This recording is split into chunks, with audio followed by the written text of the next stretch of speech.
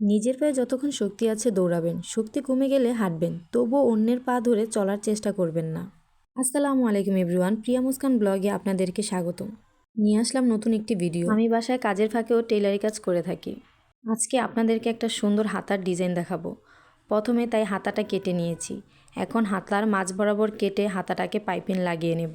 হাতার পাইপিং লাগানোর জন্য অন্য একটি এক কালার কাপড় নিয়ে নিয়েছি। এক কালার কাপড়টা আড়া করে কেটে এখন আমি সেলাই করে নেব। একটু একটু করে রাউন্ড করে পুরাটা হাতা সেলাই করে নেব। আমার ক্যামেরাম্যান বলতে আমি নিজেই, তাই আমার ভিডিওগুলো একটু দেখতে খারাপ লাগতে পারে, আপনারা একটু বুঝে নেবেন।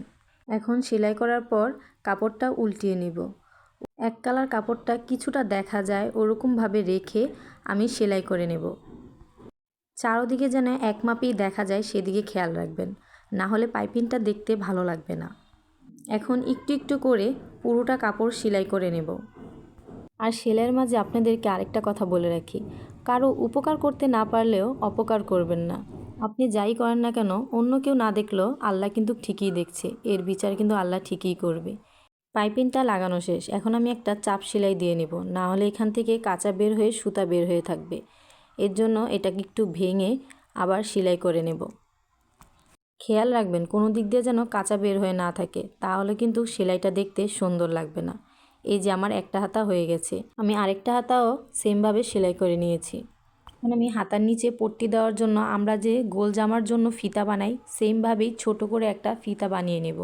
তাই আমি একটা টুকরা কাপড় নিয়ে এটাকে 2 ভাঁজ করে সেলাই করে নেব রাউন্ড করে। প্রথমে সোজা সেলাই দিয়ে পরে পুরাটা বরাবর করে সোজা সেলাই দিয়ে নেব।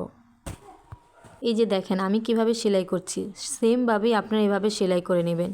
সেলাই করা হয়ে গেলে এটাকে আমরা উল্টিয়ে নেব। উল্টিয়ে নেওয়া হয়ে গেলে 4 ইঞ্চি করে 8 ইঞ্চি কাপড় আমরা নিয়েছিলাম, এখন আমরা 4 ইঞ্চি করে কেটে নিয়েছি। এই 4 ইঞ্চি এই একটা হাতাতে হবে, আরেকটা 4 ইঞ্চি ওই আরেকটা হাতাতে হবে। এখন আমরা এই হাতাটা উপর রেখে দুইটা একসাথে জয়েন করে নেব।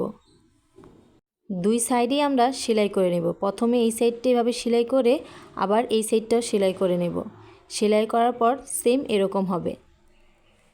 হাতাটা আমরা এরকমও রাখতে পারি, আবার ইচ্ছে করলে আমরা এটার মধ্যে ফিতাও ব্যবহার করতে পারি। আমি ফিতা ব্যবহার করেছি, তাই একটা ফিতা আমি ফুল করে এখন এখানে বসিয়ে দেব।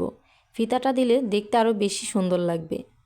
এই যে দেখুন আমার দুইটা হাতাই হয়ে গেছে, দেখতে কি সুন্দর লাগছে না? এটা ইচ্ছা করলে আপনারা 3/4 হাতাও ব্যবহার করতে পারেন, আমি শর্ট হাতাতে ব্যবহার করেছি। যে যেরকম হাতায় ব্যবহার করতে চান করতে পারেন। আজকের ভিডিও এই পর্যন্তই, সবাই ভালো থাকবেন, আল্লাহ হাফেজ।